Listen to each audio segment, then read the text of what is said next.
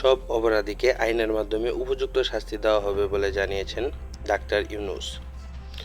অন্তর্বর্তীকালীন সরকারের প্রধান উপদেষ্টা প্রফেসর ডাক্তার মোহাম্মদ ইউনূস বলেছেন, সরকারি প্রতিষ্ঠান দিয়ে স্বৈরাচার সরকার নিজেদের ক্ষমতা কুক্ষিগত করে রেখেছিল। তারা এসব প্রতিষ্ঠানে হারানো গৌরব ফিরিয়ে আনবেন। বলেন, যারা অপরাধ করেছে তাদেরকে আইনের মাধ্যমে বিচারের আওতায় শিগগিরই উপযুক্ত শাস্তি দেওয়া হবে। এ কথা সব মন্ত্রণালয়, সংস্থা, দপ্তর, শিক্ষা প্রতিষ্ঠানের জন্য প্রযোজ্য। সর্বত্র অপরাধীরা বিচার হবে। 8 আগস্ট বৃহস্পতিবার রাতে প্রধান উপদেষ্টা হিসেবে শপথ নেওয়ার পর জাতির উদ্দেশ্যে দেয়া ভাষণে একথা বলেন ডাক্তার ইউনূস। তিনি বলেন, প্রত্যেকটি অফিসের দায়িত্বরতরা নিজ নিজ দায়িত্ব পালনের মাধ্যমে দ্বিতীয় স্বাধীনতা উপভোগ করবেন। দেশের মর্যাদাকে গৌরবের শীর্ষে নিয়ে যাবেন। সবাইকে নির্ভয়ে ও আনন্দচিত্তে নিজ নিজ কর্মসংস্থানে নিজের জায়গা থেকে সামর্থ্য দিয়ে এগিয়ে আসার আহ্বান জানিয়ে নতুন সরকার প্রধান বলেন, দেশের সকল মানুষকে স্বাধীন, নির্ভয়, নির্বাক, নিরুদ্বেগ থাকার নিশ্চয়তা দেওয়ার জন্য ছাত্ররা শহীদ হয়েছেন। তারা গণ অভ্যুত্থান করেছেন।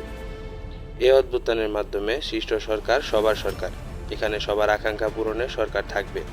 তিনি বলেন, অরাজকতার বিশ্বভ্রম যেই ছড়াবে, বিজয়ী ছাত্র জনতা সহ মুক্ত মানসিকতার মানুষ, আইন শৃঙ্খলা বাহিনীর পূর্ণ শক্তি তাদের ব্যর্থ করে দেবে।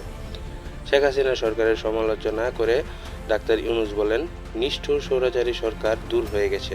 কাল সূর্য উদয়ের সাথে সাথে গণতন্ত্রের, সুবিচারের, নির্ভয়ে মত প্রকাশের পূর্ণ স্বাধীনতার জন্য, সকলে স্বাচ্ছন্দ্যে জীবন ধারণের সুযোগ প্রদানের জন্য সচেষ্ট সরকার বলিষ্ঠ সান্নিধ্য ও সহমর্মিতা দলমত নির্বিশেষে সবাই উপভোগ করবে, এটিই আমাদের লক্ষ্য।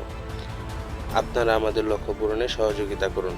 তিনি বলেন, সারা বিশ্বে আজ বলছে সাবাস বাংলাদেশ এবং সাবাস বাংলাদেশের ছাত্র জনতা। এই অর্জনটাকে আরও অনেক দূর এগিয়ে নিয়ে যেতে চান তিনি। বলেন, ছাত্র জনতার জন্য এটি খুবই কঠিন কাজ নয়। তরুণরা অসম্ভবকে সম্ভব করতে পারে। তারা সেজন্য প্রতিজ্ঞাবদ্ধ।